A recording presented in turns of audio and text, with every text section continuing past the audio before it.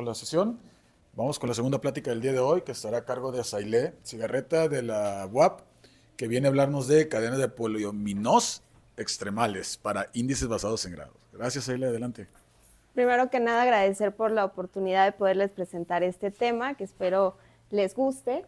Y es un trabajo en conjunto con Manuel Montes y Hugo Cruz. Cualquier duda me pueden preguntar durante la exposición. Voy a empezar con algo de motivación y también de algunas ideas preliminares que comparten base con las ideas de Arnold. Entonces voy a repetir algunas cosas y me voy a pasar un poco rápido en esa parte. Como la noción general de grafo, tenemos dos conjuntos, vértices y aristas, y la facilidad de poder elegirlos y definirlos de acuerdo al problema que estamos trabajando. Y en nuestro caso nos motiva mucho los grafos moleculares, que como bien lo dice, el objetivo es capturar la estructura molecular de un compuesto químico. Entonces, los vértices corresponden a los átomos y las aristas son los enlaces que forman los átomos para dar lugar a la molécula. Pasamos, por ejemplo, el ciclohexano al plano, eliminamos los de carbonos, no perdemos información y ahí ahora sí le asociamos el grafo molecular, que es un ciclo de 6 vértices en el lenguaje de teoría de grafos. Para motivar un poco la historia de estas dos, como la conexión entre estas dos áreas, en el 1811 el químico Jose dijo, espérate, hay compuestos con la misma composición, valga la redundancia, mismo número de carbonos e hidrógenos, pero tienen diferentes propiedades físico-químicas. Entonces conjetura de manera natural que la estructura es la responsable de esos cambios en las propiedades. Con estructura me refiero a la forma en que forman los brazos para dar lugar a la molécula. Ya con ese precedente que la estructura era importante, en el 1857 Cayley, con todo el expertise que tenía de teoría de grafos, dijo, si es importante cómo se conectan, yo voy a utilizar grafos para contar los isómeros de alcanos. E isómeros son las sustancias con esa característica o esa propiedad, misma composición y diferentes propiedades físico-químicas. Y contó los isómeros de alcanos, que son formas de conectar N carbonos y 2N más 2 hidrógenos, dando lugar en ese momento a fórmulas muy buenas para N menor o igual que 11. Por otro lado, si ustedes tienen un grafo y le asocian una cantidad numérica, yo la voy a anotar como TI, con la propiedad de que permanezca invariante bajo grafos isomorfos, y dos grafos son isomorfos cuando son el mismo grafo. Quizás lo etiqueté o lo representé de otra forma, pero estructuralmente es la misma información. A esas cantidades le llamamos invariante del grafo, y lo interesante, que es lo que comentaba Arnold, el Randí es un invariante, es que al grafo toda la información que tenga lo representas vía un número. Entonces, todo se basa ahora en estudiar en ese número. Y es interesante cuestionarse qué te dice ese número del grafo en cuestión, qué tanto capturó de la estructura. Y en particular, si ese grafo es una molécula, uno puede entonces preguntarse qué te dice ese número de alguna propiedad físico-química de la molécula. Y las primeras investigaciones en esa dirección aparecen en el 47, cuando el químico Wiener plantea una forma de relacionar el punto de ebullición de las parafinas o alcanos, el mismo que estudió Cayley, y la estructura de los grafos moleculares. La forma en la que Wiener plantea cómo tomar la información de la estructura es mediante el invariante de Wiener, que es correr sobre todos los pares de vértices y calcular la distancia entre ellos. Aquí, para fijar como la idea, tengo esta tablita donde para cada grafo es un alcano diferente, y vean qué similitud o qué cercanía hay entre el observado, el punto de ebullición observado en el laboratorio para cada alcano, y la aproximación calculada vía el invariante de Wiener, que solo depende de la estructura de la molécula, del grafo asociado. Entonces, esto como que dio pie a estudiar otros invariantes de grafos, no solo el de Wiener, y en particular yo quiero rescatar los basados en grados, que es una familia de invariantes en el que podemos encontrar el de Arnold, el de Randí generalizado. Tengo esta notación, el TI para índice topológico, también es conocido así estos invariantes. La F es la función que lo determina, que debe ser simétrica. Entonces voy a correr sobre todas las aristas, que es mi notación para las aristas, evalúo la función que elegí en los grados de los vértices. Y ya Arnold comentó los grados, mi notación es DU, DB para los grados. Entonces esa es mi familia, porque yo puedo elegir Fs diferentes y tengo diferentes familias de grado, de vértices basados en grados, de índices basados en grados. Entonces ahora esto es referente a los vértices y a las aristas. Ahora quiero hablar de familias de grafos. Y los que a mí me interesan estudiar son los poliominos, que también como Arnold, a veces me va a ir el acento y voy a decir solo poliominos, pero se entiende. Y este nombre fue introducido en el 53 por Golomb en analogía con el dominó. En esencia es una configuración de cuadraditos pegados por los lados, cuadraditos unitarios, como el Tetris, y decimos que este sistema es una cadena de poliominos cuando cada cuadradito es adyacente a lo más a dos cuadraditos. Entonces, si uno une los centros de los cuadraditos, lo que va encontrando es como esta idea, una caminata autoevitable, no se vuelve a intersectar.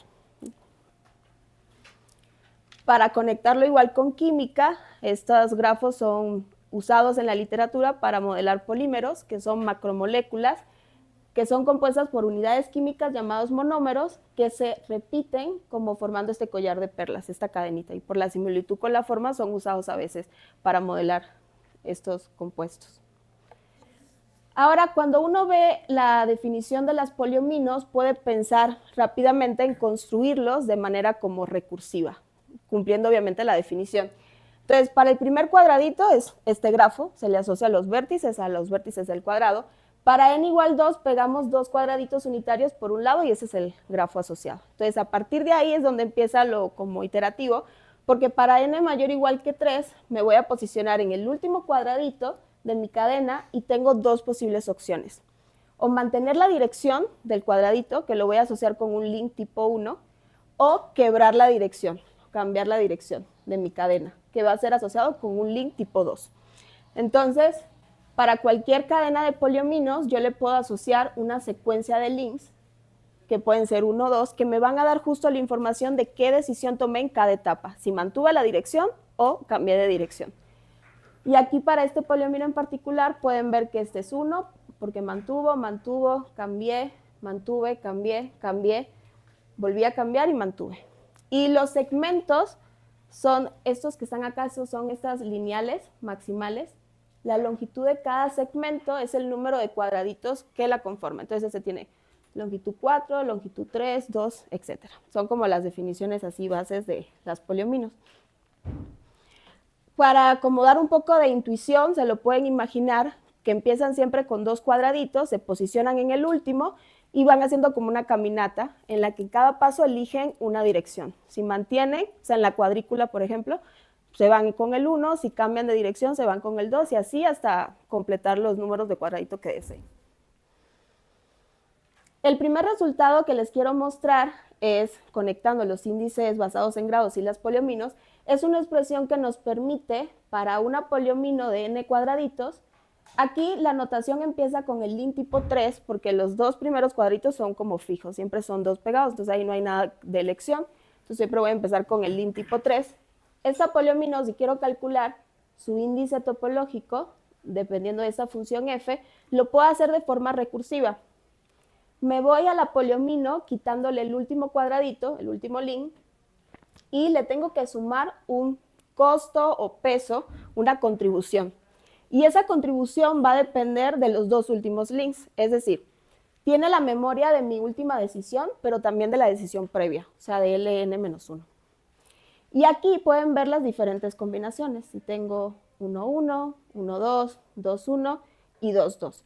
Notemos que esta contribución depende de f, la función que determina el índice, evaluada en diferentes valores. 3, 3, 3, 4, que estos, si recuerdan, son los grados de los vértices. ¿Okay? Aquí quiero como decir en palabras la importancia de este lema porque es crucial para lo que sigue. Este lema nos está diciendo que la contribución de cada cuadradito en el cálculo del poliomino va a depender solamente de los dos últimos links.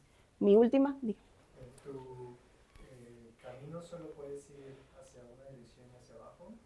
¿No puedes ir hacia arriba? Sí, eso es una muy buena pregunta, porque ahí le puse restringido en azul, pero no dije nada al respecto. Y es que cuando yo hago esto y digo que puedo ir en la misma dirección o cambiar la dirección, ustedes podrían pensar, ok, pero ¿por qué no el cambio de dirección es hacia arriba? Eso podría ser válido. La idea de primero empezar con estos es que si vas hacia arriba, podrías intersectarte. y ya no sería una cadena de poliominos. Entonces, ese es el primer escaloncito para así dar esa libertad de elección y poder siempre generar una cadena, evitar el autocruce. Pero ahorita voy a regresar a las generales. ¿Y la decisión de irte hacia un lado o hacia abajo es de manera uniforme o cómo eliges cuál? O sea, en este punto, yo estoy trabajando con la familia de poliominos, es decir, si tienes n cuadraditos, tienes 2 a la n menos 2 posibles grafos generados. Podrías ponerle probabilidad, peso, para que sí sea una caminata como aleatoria en ese sentido, y esos los hemos trabajado, pero no es lo que ahora nos interesa. Aquí es párate en todas las posibles combinaciones de elección. Entonces, la contribución de cada cuadradito... Dígame. Y entonces sí, la decisión de cambiar de dirección sí viene de tus dos últimas posiciones, ¿no? La decisión es independiente cada paso, pero la contribución de esa decisión al cálculo sí tiene memoria. Entonces sí tienes una dirección con una caminata. Exacto. Y la memoria es mi decisión actual, pero entre comillas fue una decisión así actual, porque sí depende de la última que decidí, no para la decisión, sino para el cálculo del índice. Es como la diferencia. O sea, yo decido de manera independiente, pero cuando lo voy a calcular en el índice, sí me importa lo que decidí en ese momento y un paso hacia atrás.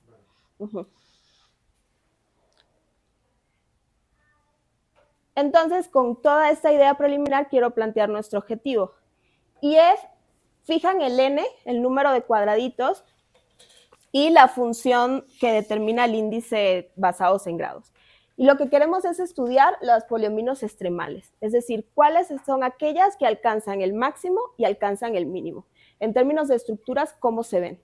Esa es como la idea general. Que en general cuando uno quiere encontrar valores, cuando tienes n chiquito, pues 2 a la n todavía lo puedes manejar, pero dependencia. Pero ya cuando n es muy grande tienes muchas poliominos. Entonces, ¿de qué te vale tener una fórmula que calcule para cada poliomino el valor? Te vale más tener valores máximos, valores mínimos y darte una idea del comportamiento. Entonces, ese es el objetivo.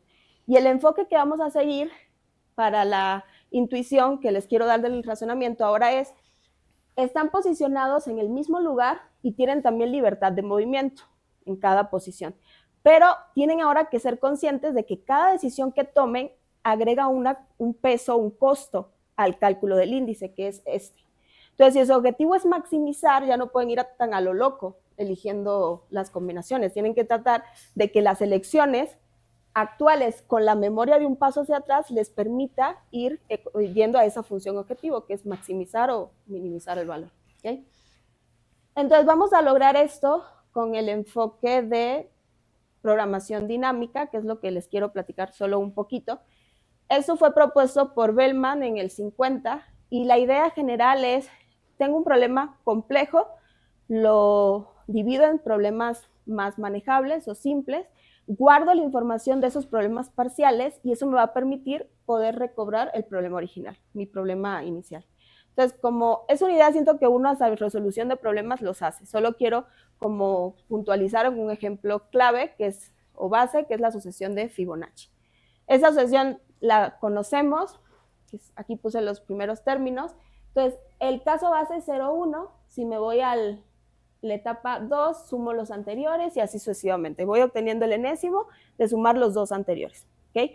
Y puse este ejemplo porque si ven la poliomino, justo necesita los dos links anteriores, como para conectar un poco.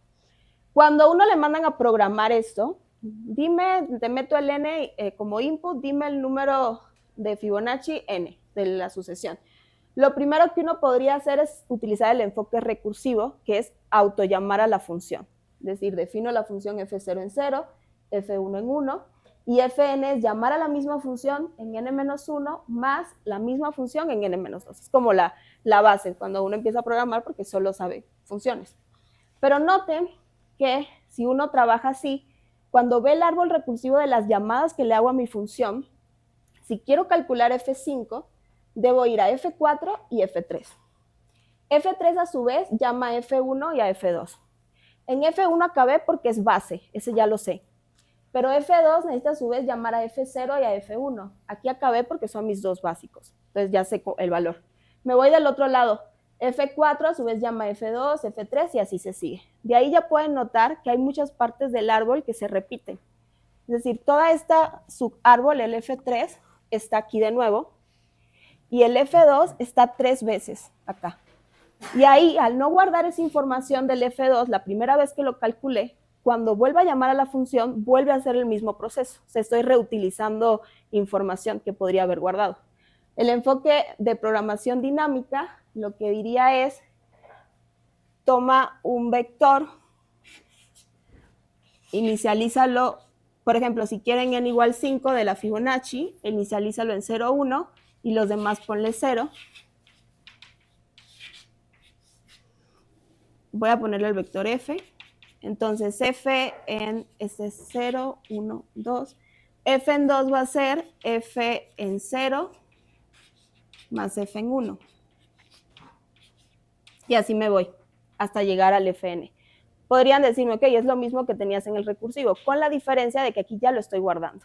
Es decir, f en 2 es guarda el valor de f en 2 en este vector. Siempre voy a poder regresar a él. Entonces, estoy podando ese árbol. No vuelvo a regresar y hace que computacionalmente hablando el costo sea menor. Aquí hice una pequeña comparación. Para n igual 5, el DP te manda a hacer 4 cálculos versus la recursiva, que son 7. 10, 9 versus 88. Y ya en 50 la diferencia es abismal. O sea, solo para reflejar la importancia de este como enfoque, que es el que quiero seguir. Ya regresando al objetivo, pensando que ese es el enfoque que quiero seguir, voy ya a presentar la notación. Recuerden que tengo f fijo, que es el del índice, y n, el número de cuadraditos. Entonces voy a denotar como m, f, n, i, donde i es un número que puede ser 1 y 2, como el valor máximo de ese índice entre todas las cadenas de poliominos con n cuadraditos, terminando en un lin tipo i. Si es 1, tiene que terminar en el lin tipo 1, si es 2, tiene que terminar en un lin tipo 2. ¿Okay? Este máximo existe porque las poliominos, como dije, si tienen un n es 2 a la n menos 2. Es un número grande, es exponencial, pero va a ser finito, entonces ese máximo va a existir. ¿Okay? Está bien definido el valor. Cuando uno, por ejemplo, empieza con n igual a 3, el problema terminando en 1, solo hay una poliomino que verifique esa propiedad. Tienen 3 cuadraditos, siempre empiezan con los 2 fijos, quieren que termine en 1 y 3, mantuvieron a fuerza la dirección. Y en el caso de n igual a 3 con 2, cambiaron la dirección. Entonces, en cada caso solo hay una poliomino que verifique esas características, ahí no hay nada que hacer, se calcula simplemente con la expresión del lema 1 y ya se tiene el resultado. Lo interesante es para los otros n. Y la idea es utilizar en particular la naturaleza recursiva de ese lema. Y el enunciado principal, que es con el enfoque de programación dinámica, es el siguiente. Si quieren calcular el máximo del índice con n cuadraditos terminando en i, van a tener que irse a estos dos subproblemas que son de la misma naturaleza. Es decir, es el mismo máximo con el mismo f, pero terminando con n-1 en lugar de n, es decir, n-1 cuadraditos terminando en 1 y n-1 terminando en 2. Si guardan esa información, podrían recuperar la anterior. Y quiero hacer una idea de la primera desigualdad de la prueba para luego dar un poco de intuición. Por definición, este valor, el mfn-1j, es el máximo del índice en todas las poliominos con n-1 cuadraditos terminando en j. Entonces, solo por definición, esto debe coincidir con el índice en una poliomino con n-1 cuadraditos, por eso puse solo n-2 lins hasta acá, y el último tiene que ser a fuerza j porque así lo pedí. Entonces, cuando yo que está acá, mfni, lo escribo así y lo abro usando el lema, con abrir me refiero a que recuerden que el lema te permitía quitar un cuadradito y ver la aportación de este cuadradito al índice. Entonces, se podía reescribir como n-1 más el aporte de ese último cuadradito que depende de los dos últimos links. Eso es hasta acá. Ahora, puedo pasar aquí con menor o igual porque este valor es el máximo entre todas las poliominos que tienen n-1 cuadraditos y terminan en n-1, y esta es una de ellas. Entonces, eso te tiene que cumplir. Y aquí solo trabajamos con que el n-1 puede ser o bien 1 o bien 2. Entonces, ya tendría que ser el máximo. Esa es para la idea de la desigualdad.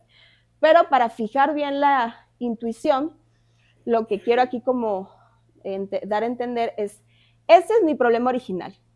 N cuadraditos, F terminando en I. Entonces yo lo que voy a hacer es resolver este problema, que lo que me dice es, ya tú fijaste que el último cuadradito es el último link, piensen que N está fijo, es I. Entonces la decisión más cercana que tienes para tomar es el link anterior, que es Ln-1. Ese link puede tener solo dos opciones, 1 o 2. Si tomas la decisión de irte por 1, este va a ser el costo de irte por el link 1. Y este va a ser el costo de irte por el link 2. Entonces, si yo quiero seguir yendo hacia mi objetivo de optimizar, o en este caso maximizar el topológico, tengo que regresar de nuevo a el mismo subproblema de querer maximizar, pero ahora terminando en 1, porque ya elegí la decisión de que el Ln-1 sea 1. Es decir, aquí, si ustedes se van por esta rama, ya esa decisión la tomaron, así que aquí empiezan de nuevo a intentar hacer una caminata que maximice ese valor, porque ya lo otro lo dieron ya por elegido, ya no tienen nada que hacer. ¿Alguna duda hasta el momento? Cuando uno siempre piensa en problemas de maximización, la pregunta que sigue es, ok, espérame, si me importa minimizar, ¿cómo le hacemos? ¿El mismo enfoque funciona? En la mayoría de los casos, por ejemplo, si piensan en programación lineal, así que tienen su función objetivo, y etcétera, a veces funciona tomar la menos f, convertir el problema de maximización en minimización tomando el menos f. Y lo mismo pasa acá, por eso no me voy a meter mucho en minimización. Si quieren, en lugar de maximizar su índice, minimizarlo, en lugar de trabajar el problema del máximo con la función f, trabajen con la función menos f y todo funciona exactamente igual. Ahora, el método que les dije, lo que les permite es encontrar el valor máximo del índice. O sea, lo que nos va a dar es un número, 10. Pero nosotros no solo quisiéramos tener ese valor, sino también poder decir de qué poliominos viene, cómo se ven las poliominos donde ese valor se alcanza. Si las puedo reconstruir y saber la estructura. Si uno sigue el método, que es este, recursivo, sí podríamos reconstruir al menos una poliomino. O sea, en primera vista, se podría reconstruir una. De la siguiente forma. Ustedes empiezan con Ln fijo, supongamos que eligieron 1. Entonces me voy a ir a Ln-1, ¿cuál fue el mejor para maximizar su índice? El problema los lleva a N1 y esto los va a llevar a dos subproblemas, que es el MF N-1,1 y MF N-1,2, más los respectivos costos de cada decisión, que fue el 1,1 y el 1,2, no, el 2,1. Este siempre es fijo porque ya eligieron que fuera el 1. Tendría que comparar estos dos. Entonces, si este gana, ¿qué les indicaría ese signo? Que la mejor decisión para Ln-1 en pro a maximizar es el 1, porque fue el que ganó. Si este gana, la mejor elección es 2. Entonces podrían ya decir, bueno, ganó 1, me voy con 1 y vuelven a hacer el mismo proceso para ir reconstruyendo los links. Y con links ya tienen la poliomino. Pero entonces ahí está como un poco truculento el asunto porque uno rápidamente podría pensar, ¿y qué pasa si hay empates? O sea, si cuando yo hago el proceso de maximización, que está acá, estos dos alcanzan la igualdad, lo que me estaría diciendo es que ninguna elección es mejor que la otra en pro a mi problema de maximización. Por ende, podría elegir en esa etapa realmente de manera libre, 1 o 2. Lo que queremos ahora es explotar eso para poder no solo rastrear una poliomino maximal, sino todas las poliominos maximales, si podemos rastrear empates, porque empates es sinónimo de poder rastrearlas a todas. Y para esto solo voy a introducir esta breve notación, que es el número de empates, ties. Entonces, si tienen n fijo, f fijo y i, un número que puede ser 1 o 2, este valor es el número de empates que ustedes se van a encontrar cuando quieran resolver este problema. Es decir, en esos como cadenitas, árbol binario que les va saliendo de máximos y máximos y máximos, si van pudiendo contar los empates, que se puede hacer una fórmula explícita recursiva para contarlo, ese número de empates nos va a decir mucha información, que es el siguiente resultado. Si ustedes cuentan el número de empates, el número de empates más 1 es justamente igual al número de todas las poliominos extremales que resuelven su problema. No puede haber otra más. Y de hecho las podemos rastrear. O sea, yo las puedo ir rastreando cuando rastreo los empates y poder dárselas de manera explícita. Y eso lo podemos hacer si lo programan en tiempo lineal. Y la n depende del número de cuadraditos. Es muy parecido al Fibonacci, porque si quieren hacer el problema como en el árbol este de que en cada paso tengo 2 decisiones, sería exponencial. En este caso, usando dp, le bajo a lineal.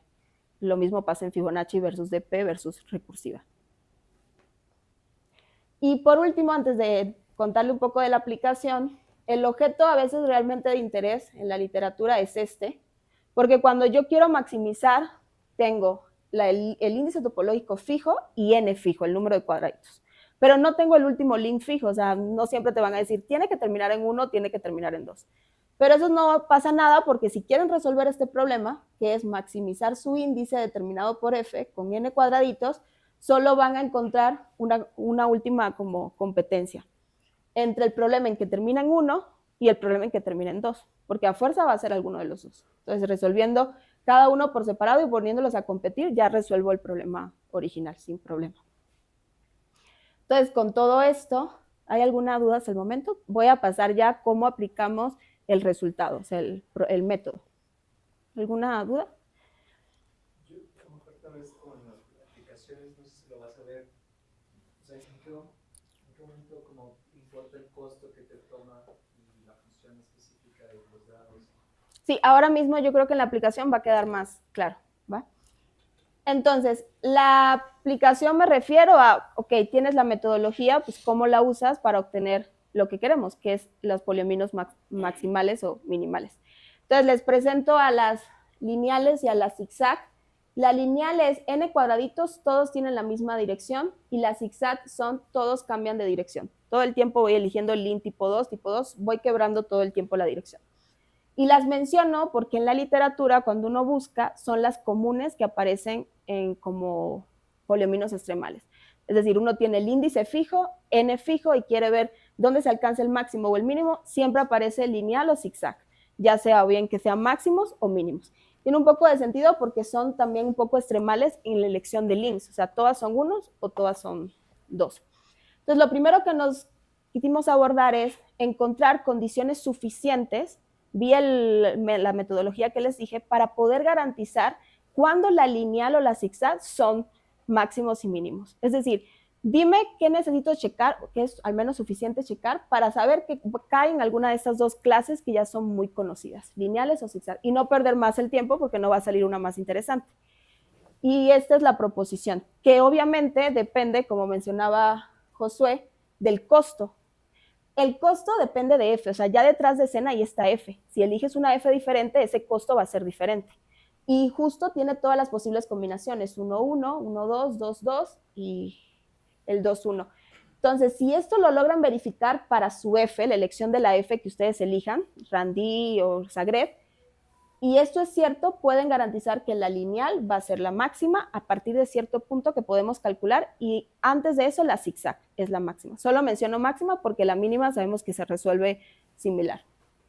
Esto nos permitió, por ejemplo, poder encontrar resultados que son consistentes con los encontrados en este paper del 2016. Ellos encuentran, por ejemplo, que para n cuadraditos, la lineal, aquí yo le puse LI porque yo usaba links, pero esa es la lineal para ellos. El máximo de Randic es la lineal, del Randic que platicó Arnold. Y, por ejemplo, para el Zagreb, que también lo mencionó, es el mínimo la lineal. Y con esa condición suficiente nosotros logramos rescatar estos resultados, lo que tenía que ser de esperarse si la metodología era adecuada, pero nos permitió ir como por buen camino, ser consistente con lo que ya estaba. Rescato este paper en particular porque ellos plantean un problema que es trabajar con el índice aumentado de Zagreb, aparece nuevo Zagreb, que la función es esta que aparece en pantalla. Y ellos plantean esto como problema abierto, porque cuando intentan maximizar y minimizar el Zagreb vía su metodología o su enfoque, no logran dar con cuál es el máximo y el mínimo. Entonces lo plantean de que podría ser interesante saber cuáles son los poliominos donde esto se alcanza. En el paper sí logran encontrar el mínimo, el que dejan abierto es el máximo, y el mínimo es la lineal para n mayor o igual que 6 y la zigzag para n 3, 4 y 5. Igual si aplicamos la proposición que antes les dije, las condiciones suficientes, logramos este resultado. Pero el que nos interesaba realmente para aportar algo era el caso máximo, que pasaba con el aumentado de Sagret. Y este es el teorema principal de la plática.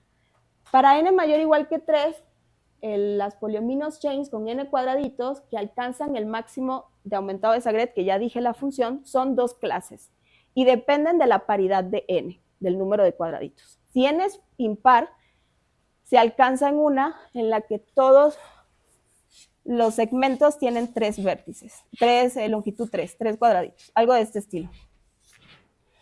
Y así se van. Que le podríamos llamar aumentada zigzag, pensando en que la zigzag solo tiene longitud 2 y esta tiene longitud 3. Ese es para el caso impar. Y para el caso par, sí tenemos una familia de poliominos donde se alcanza el máximo. Y esta es muy parecida a esta, porque vamos a tener que el primer segmento siempre es de longitud 3 y el último también. Pero aquí intermedio, todos los segmentos tienen que ser de longitud 3, excepto uno que es de longitud 2. Entonces se lo pueden ir pasando por cualquiera de los segmentos que quieran. El número de segmentos sí lo tenemos específico, es n entre 2. Entonces fijan los dos extremos que son 3 y recorren el de longitud 2 y todas esas poliominos son maximales para el aumentado de Sagret. Entonces tenía sentido que por el enfoque no les diera el máximo porque no caía ni en zigzag ni en lineal. ¿Okay? Y les quiero contar cómo el método nos ayudó a encontrar esa familia. Ahí creo que puede quedar claro, Josué, donde F juega el papel importante. Entonces yo empiezo con n igual 4 y debo calcular estos dos subproblemas, M41 y M42. Esto me lleva a estos que son mis casos bases, 3.1, 3.2, 3.1 y 3.2. Estos valores dependen del F que elegiste. Ahí va a cambiar en función del índice que hayas elegido. En este caso nosotros elegimos el índice aumentado de Sagret, por eso ya no puse F, porque F está fijo, no es como elección. Y esos valores también dependen del F. Ya uno lo calcula y ve que aquí gana este y aquí gana este. Para poder encontrar el M4 tengo que poner a competir a estos dos y lo que resulta es que hay un empate. Estos dos se igualan, entonces el M4, que es el máximo del aumentado de Sagret con 4 cuadraditos, es lo mismo que el máximo que termina en 1 y el que termina en 2. O sea, ya tengo fijo el último link, al menos. Ya sé que es el 1 o el 2. Cualquiera de los dos me va a dar el mismo resultado. ¿Okay? Entonces, ahora me voy a n igual 5. Igual debo resolver estos dos subproblemas. De manera similar, me voy a mis dos subproblemas anteriores, 4.2, 4.1, 4.2, 4.1. Hago mis cuentas que dependen del F y resulta que gana este, y cuando los pongo a competir a ellos dos, gana el 5 terminando en 1. Que es esta expresión. Aquí señalé estas en rojito porque si ustedes hacen el proceso de poner a competir los resultados, noten que no necesitan saber el valor de esto. Es decir, eso podría ser, no sé, 10,000 y esto 500. No necesitan saber el valor exacto o guardar ese valor exacto. Con que ustedes sepan las diferencias entre estos dos, con M42, M41, ya pueden decir algo al respecto, porque ustedes van a poner a competir esto, lo van a poner a competir con los pesos, que esos sí están fijos, porque el problema es 1, terminando en 1, entonces esas son las combinaciones estas. Entonces, lo que quiero ver si aquí quedó claro es que con conocer la diferencia de estos dos, uno podría avanzar a la siguiente etapa sin necesidad de conocer el valor completo. Obviamente, si conoces el valor, conoces las diferencias, pero no al revés, no es lo mismo. Entonces nos vamos, por ejemplo, al n igual 6, e igual esto me lleva a los dos subproblemas 5.2, 5.1, 5.1, 5.2, y aquí rescato de nuevo que si solo conociéramos que la diferencia entre este y este es 1, pasando este para allá, ya pudiéramos comparar y llegar a la conclusión, sin necesidad de tener todo el valor, ¿ok? Esto lo repito porque les quiero enseñar en forma de tabla lo que tengo hasta el momento, la información. Este n me dice el número de cuadraditos. 3, 4, 5, 6, ¿ok? Que es lo que he calculado hasta el momento, hasta n igual 6. Este 1 y 2, que son las columnas, me dicen el link en el que termino, porque yo mis subproblemas siempre son fijando el último link. Link tipo 1 o link tipo 2. El valor que está en cada celda es justo esas diferencias que yo le menciono, porque es lo único que necesito guardar para usar del problema anterior. O sea, el problema anterior me es útil solo si sé las diferencias para el problema que sigue. Entonces aquí guardo las diferencias del 3,1 y el 3,2. En el 4, si recuerdan, de un empate. Entonces las diferencias entre ellas es 0, por eso es que aquí no aparece. En el caso 5 guardé mis diferencias y en el caso 6 guardé mis diferencias. El rojito subrayado lo que significa es cuál ganó en el problema global, porque yo quiero entre todas las polinomios de n cuadraditos saber cuál gana. Yo resolví terminando en 1 y terminando en 2, tengo que volver a ponerlas a competir. Entonces ganó esta porque la diferencia fue más grande, ganó esta y ganó esta. Solo faltan las flechas. Entonces aquí en n igual 6 es que el último link es tipo 1. Esta flecha me dice de qué decisión, cuál fue la mejor decisión del link previo al 1, que es tipo 2, porque está apuntando a la columna 2. Y esta me dice que si te quieres ir por el que termina en 2, la mejor decisión para maximizar es que el antecesor a ese sea tipo 1. Esos me indican la flecha. ¿Cuál es la mejor decisión pensando en mi optimización en el link previo? ¿Okay? Entonces, lo que quiero rescatar de esto es que cuando n es igual a 7, si ustedes hacen las cuentas, les da esta nueva fila, esas diferencias y estas flechas. Aquí apareció un empate y lo tenemos que tomar en cuenta porque quiero traquearlos para poder tener todas las polinomios. Entonces aquí puedes irte o bien por 1 o bien por 2 sin ningún problema, pero sigue ganando en el global terminando en 1. Quiero que noten qué pasa con n igual 5 y n igual 7. Las diferencias de las tablas son exactamente la misma. Esto es G21, G21, y este es G22 y G22. Es exactamente el mismo valor. Y eso lo que me está diciendo es que cuando yo vaya a resolver m igual a 8, o sea, el n igual a 8, yo voy a tener que buscar M7 y M7 en 2, más este peso que es 1, 1 y 2, 1. Pero como yo sé las diferencias entre estos dos, que es lo que decía que las diferencias es lo importante, solo las paso de la tabla anterior de mis resultados, que es este. Pongo esas mismas diferencias. ¿Qué pasa? Que entonces el n igual 8 ¿a quién se va a parecer? Al n igual 6, porque las diferencias de 5 y 7 son la misma. Cuando yo fui a ver el n igual 6, tuve que fijarme en las diferencias de 5. Cuando fui a ver el n igual 8, tuve que fijarme en las diferencias de 7, y son exactamente las mismas. Lo que nos está diciendo es que hay un patrón cíclico de orden 2, de periodo 2, que es el que quiero que quede más o menos claro acá. Es decir, yo esta parte la puedo copiar y pegar y pegar y pegar y pegar y pegar, porque se va a volver a repetir la misma decisión. Recuerden como la intuición que yo en cada paso decido, pero si ya en algún momento me volví a topar con el mismo problema, este le ganó a este, entonces es mejor ir por ahí, y vuelvo a darme cuenta que estoy en la misma posición, la decisión tiene que ser la misma, y es lo que pasa aquí. Tomo las mismas decisiones con un periodo 2, y eso es lo que me permite poder reconstruir las poliominos y poder decir de qué forma son los máximos y los mínimos, en este caso.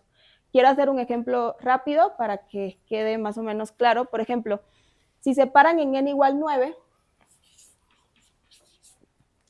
si se van por el subrayado es el rojo. Entonces el último link tiene que ser tipo 1. ¿Qué me dice la flechita esta? Que esta es la mejor elección después del 1 que ya estaba posicionada. ¿Cuál es este? Es el 2. Entonces tiene que ser tipo 2. Aquí este me dice vete para, o sea, simplemente ir siguiendo la flecha. Este vete para 1. Pero noten que aquí me volví a posicionar en qué problema. En el problema de encontrar la máxima poliomino que termine en 1 con 7 cuadraditos. Entonces, en lugar de estar volviéndolo a resolver, lo reconozco. Ese ya yo lo encontré en algún momento y solo lo copio ahí. Y es lo que me permite encontrar este tipo de expresiones, sin necesidad de tener que recorrer todo el árbol, que al final es como Fibonacci. Si al final lo vas a recorrer todo es lo mismo.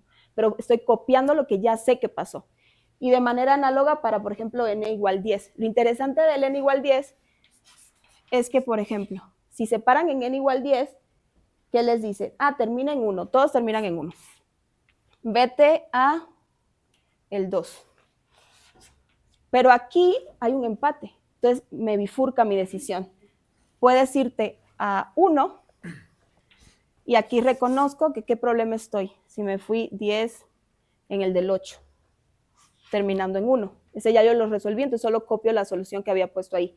Pero no puedo olvidar el empate, entonces es lo mismo, pero aquí me pude ir a ¿dónde? A 2, es decir, es 1, 2, 2, no sé si se ve. 1, 2, 2, aquí, y entonces aquí puedo tener el 1 terminando en 7. Por eso es que en el caso n par se vuelve más complejo porque aparecen los empates. Ahí es donde único me valen los empates y puedo bifurcar mi árbol. Pero lo que quiero como que quede claro es que la idea es reconocer ya los que resolviste, o sea, ir en el árbol buscando hasta el punto donde te encuentres con lo que ya resolviste, ahí copias tu decisión, porque es exactamente la misma. Ya podaste ese árbol, no necesitas volver a recorrerlo hasta llegar a las hojitas, que son ya la solución base.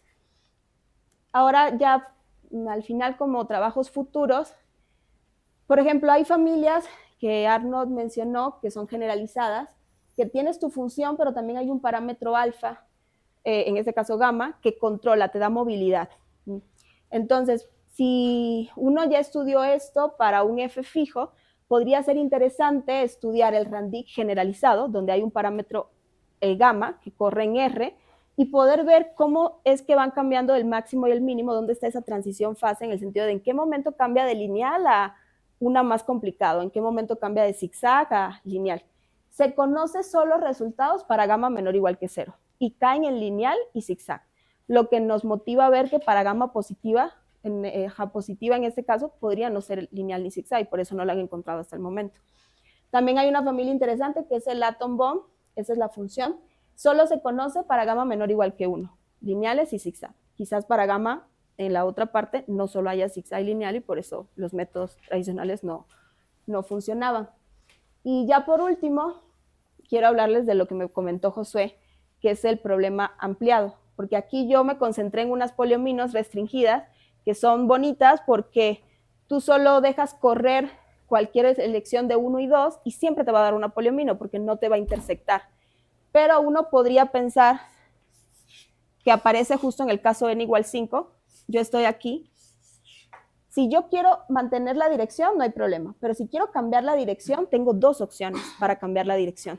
Podría irme hacia acá o podría irme hacia acá. Y ninguna de esas me contradice la definición, eso sigue siendo una cadena de poliominos, porque cuando hago el camino no se cruza. Entonces, los que yo solo estudié hasta el momento son esta elección. Entonces, me falta realmente darle la libertad que requiere la cadena de poliomino, que pueda hacer garabatos así, como serpientes, sin que se llegue a topar consigo mismo. Y en eso estamos trabajando ahora, en aplicar el mismo enfoque ya con las poliominos más generales.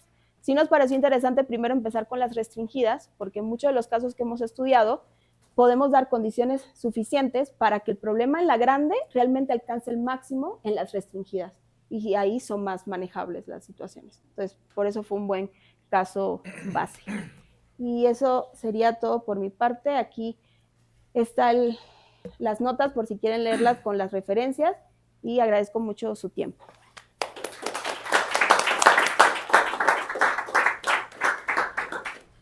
¿Preguntas o comentarios? Sí. Bueno, la primera. ¿Vincularon de alguna manera alguna matriz de Gram asociada a la función evaluada en los puntos? No. En sus cálculos, ¿no? No. Okay. Por ejemplo, en el paper que está en Archive, está un link a un Jupyter Notebook donde está como todo el proceso, por si te quieres checar, pero no, o sea, literal lo que hicimos fue esta MDF haciéndolo así, como buscándolo los máximos. Yeah. Y la otra pregunta, o sea, vinculando con lo que hizo Arno hace rato, nos explicó, ¿también se preguntan bajo alguna normalización en el límite? Sí, por ejemplo, en este caso no habría aleatoriedad, o sea, pensando en que tú tienes todas las poliominos, 2 a la n-2, son grafos, les calculas el valor y listo, el máximo y el mínimo. Podría ponerle aleatoriedad, que es lo que me comentaba Julián, sí, en cada decisión ponle un peso, con probabilidad P, mantienes la dirección, con probabilidad 1 menos P, la cambias. Nosotros en otros trabajos hemos estudiado ese tipo de cadenas que le llamamos cadenas de polinomios aleatorias y sí hemos encontrado teoremas tipo central del límite. Ahí sí se pudo el central del límite y detrás está una binomial, pero claro, porque vuelve a ser dos decisiones P, 1 menos P. Y es más manejable. Entonces sí se puede encontrar un teorema central del límite. O sea, sí puedes ver que después de una normalización adecuada, cuando n tiende a infinito, llegas a esa universalidad de la gaussiana. Ok. Sí.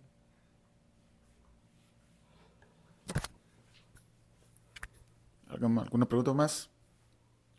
Sí, José. Es que tengo un montón de preguntas, porque lo que entiendo es que tienes estas funciones, o sea, tienes tu espacio de gráficas, ¿no? Y entonces tienes una función que va de tu espacio de los aristas, ¿no? Uh-huh. Tienes el espacio de gráficas y luego generas una función que va de tus aristas a algo, ¿no? Que en este caso son los grados de los vértices, ¿no? Uh-huh. De las aristas. Y entonces tratas de optimizar eso, ¿no? Sobre tu espacio de gráficas. Y bueno, en este caso tomas ciertas gráficas particulares, ¿no? Y entonces en donde los grados son 3, 2 Exacto. o Uh-huh. 4, ¿no? Y Ujú. entonces eso, bueno, ya te da un montón de combinatoria ahí, ¿no? De realmente qué te va a contribuir más. La pregunta es, porque estaba pensando, esto es como una integral, ¿no? En cierto sentido. Si hay como algún concepto de derivada en gráficas o una cosa así. No sé, la verdad. O sea, me imagino que sí podría existir alguna noción de esa, pero no la conozco. Pero lo más seguro es que sí, si quieres buscar en la literatura. Al menos en los papers que yo veo de estos de polinomios, el enfoque normal que usan es justo el combinatorio de ir calculando cuántas aristas son del tipo 2, 3, porque como tú mencionas, solo tengo combinaciones 2, 3, 3, 4, o sea, me refiero a los grados. Entonces yo decía, ¿cuántas hay del tipo 2, 3? ¿Cuántas hay del tipo 3, 4? Entonces tienen una expresión que es el valor de tu función en 3, 4 multiplicado por ese conteo más esto. Y eso es lo que maximizan o minimizan, ya como expresión más cerrada, ¿no? De función a maximizar o minimizar. Y utilizan ya propiedades de f. Es creciente, es decreciente, derivable, tal. Que yo aquí no me entro mucho en si f tiene alguna propiedad más bonita de suavidad o monotonía. Yo solo me centro en el valor que me da mi f vía mi contribución. Pero sí se podrían, yo creo que, buscar otros enfoques. Ese en particular de derivada en grafos, quizás. Sí existe. El concepto de diferencial de un vértice, por ejemplo, existe. El diferencial en las gráficas. Ya. Uh-huh. Otra pregunta que... Porque esto es incluso más general, ¿no? Porque solo te fijas en los grados, pues, ¿no? Exacto. Entonces, si en esta dirección, o sea, pensar tal vez como... si tú fijas tu número de aristas y das los grados dados, ¿cuántos grafos hay con esa Esa información? combinación. Sí, eso estaría bien porque si al final esto depende de grados y aristas, entonces se va a volver a respetar ese máximo siempre y cuando el grado corresponda a eso. Pero esa sería una pregunta más. Porque yo aquí, como dices, fijo mi universo, que me conviene para tener algo fijo, pero ahí sería como abrir. Entonces ya tengo este valor, ¿cuántos grafos tengo con esas características que por ende van a maximizar eso? Uh-huh. Sí, no, porque aquí explotas el hecho de que tienes como ciertas nociones recursivas, ¿no? Exacto. Entonces no tienes Uh-huh. que viajar todos los Uh-huh. caminos, sino usar la información que ya tienes. Lo que dijiste, reciclas Sí, la información. exacto. Sí, Uh-huh. gracias. Sí, pero sería igual, ese problema está interesante, o sea, el inverso de ver cuántas hay. Por ejemplo, para el de Wiener, sí es estudiado ese tipo de problemas. Tengo el índice de Wiener que es 5, ¿cuántos grafos cuando yo calcule me da un índice de Wiener tipo 5? O sea, los números que provienen de un índice de Wiener. Creo que el 2 y el 5 justamente no pueden ser el índice de Wiener de un grafo o cosas así, pero sí hay problemas inversos en la teoría. Muchas gracias. A ti. ¿Alguien más? Hay resultados como que un montón de funciones tengan el mismo índice. ¿El mismo valor? Ajá, o sea que cambias algo en el camino, pero no pasa nada y... Sí, hay algunos... Sí, que te dé como algo muy determinista, ¿no? Por ejemplo, el de Zagreb, cuando lo estudiamos en los aleatorios, era independiente de P. O sea, no importaba realmente la decisión que tomaras, siempre te iba a dar el mismo valor. Y seguro algunas combinaciones, hay familias como los adriáticos que tienen un buen de combinaciones, seguro puedes encontrar varios que te den el mismo máximo y ya dices, bueno, esto no maximiza solo el de F con esta elección, sino el adriático con tal cosa. Sí, seguro se podría como estudiar. Bueno, o sea, más bien así, por ejemplo, uno tiene todos los cuadritos en línea. Y eso con alguna función f ya le da el máximo, ¿no? Y que uno diga, ok, se puede deformar de cierta manera y va a obtener el mismo máximo. O sea, como que puede deformar uno el dominó y va a obtener otra vez el mismo valor. Como si hay resultados de eso. Es lo que me...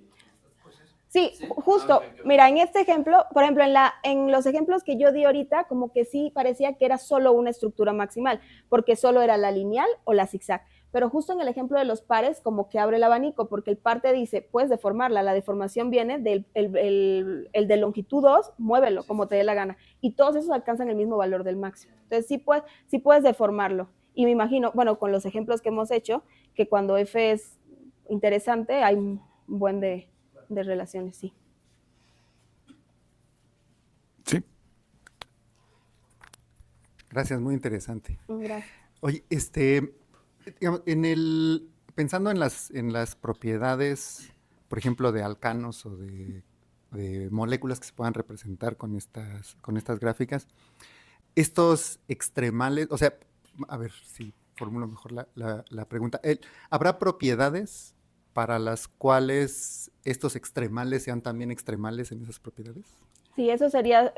De hecho, cuando nosotros, muy buena observación, porque como nuestra motivación es química, o sea, nuestro objetivo como primero al que le apuntamos es la estructura, queremos ver qué tanto se relaciona con el índice, o sea, como poder ver esa conexión entre el poliomino es así, va a ser tal, o sea, va a ser, quizás no el valor, obviamente, pero poder ordenarlo en términos del índice. O sea, nosotros queríamos pasar de la lineal, irle haciendo deformaciones hasta la zigzag, que es el extremo, donde todos son lins tipo 2, y poder irlos ordenando quizás por clases, pero la verdad se complica cantidad. O sea, ese intermedio sí está fuerte. E incluso poder, lo que mencionas, que es interesante, el máximo, conectarlo con si como propiedad físico-química tiene también el mínimo punto de ebullición o el máximo, no sé, uno podría quizás relacionar. De solo yo, si quieres esperar a mi plática, bueno. lo discutimos. ¿A qué hora es? ¿Sí? Ahora sí, lo que sigue. Bueno, está súper bien. Gracias. ¿Y ciclos se van a poder estudiar en esto también? Mira, okay. te estoy haciendo promoción. Pero lo voy a ver en el YouTube. Ya, Bueno, y me llama la atención que poliomino es un isómero de polinomio. ¿Sí? Gracias. Bueno, ¿alguna pregunta? Bueno, aprovechando que quedan poquitos minutos, yo quisiera una curiosidad así nada más. Cuando empezaste la plática y hablaste un poquito de Tetis y eso, a mí se me vino más a la mente el juego de la serpiente. ¿Hay algo que puedas relacionar con eso o no? Sí, fíjate que cuando nosotros empezamos, estos que son más bonitos, que son los que se pueden mover, a mí se me hacen más interesantes, obviamente, porque justo tienen más movilidad. Y empezamos con cosas de cuál es el mínimo número de pasos para que se vuelva a intersectar, si lo dejamos abrir, porque volviendo al aleatorio, obviamente, buscar algún parámetro, pero en ese no hemos explorado prácticamente nada, excepto esto que estamos hablando, sí ya lo tenemos para las generales, el máximo y el mínimo, pero así de otras propiedades de estas, no. De las que se pueden comer. Bueno. ¿Arno? Sí, también tiene relación con árboles generadores, justo con spanning trees, ¿no? Hablando de serpiente, como que tienes un lugar que quieres llenar aquí con un árbol en mi caso, pero básicamente igual quieres como armar algo que no se va a cruzar nunca, de tal manera que al final logres llenar absolutamente todo. Y sí suena también a una conexión posible con... Sí, sí estaría. Y quizás como una función así objetivo de minimizar también, o sea, recorrer todo, pero con un índice topológico mínimo, algo así, sí estaría interesante. Bueno, pues agradecemos de nueva cuenta. A ustedes, muchas gracias. Y regresamos en 5 minutos.